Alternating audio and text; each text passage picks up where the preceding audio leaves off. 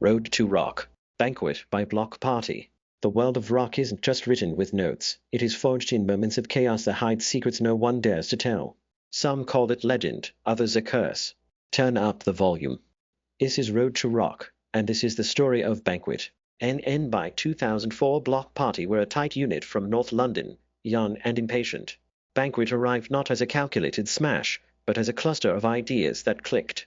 Russell Lissack brought the jagged, arpeggiated guitar figure brittle, urgent, and danceable. Heel Oakrek folded a vocal melody and lyrics over that riff, sharp and conversational. The band built the rest around those two pieces, Gordon Mokes on bass adding a melodic counterline, Matt Tom turning the riff into motion with drum patterns that swung between jittery and disciplined. And they cut the single that year with producer Paul Epworth at the controls.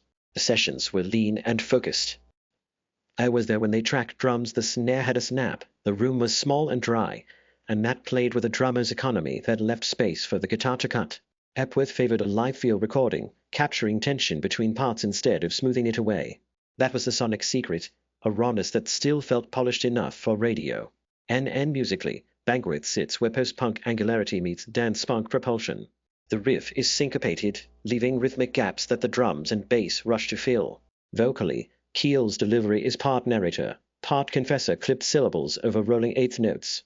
Structurally it is compact, the taut verse into an explosive chorus, a bridge that tightens rather than unwinds.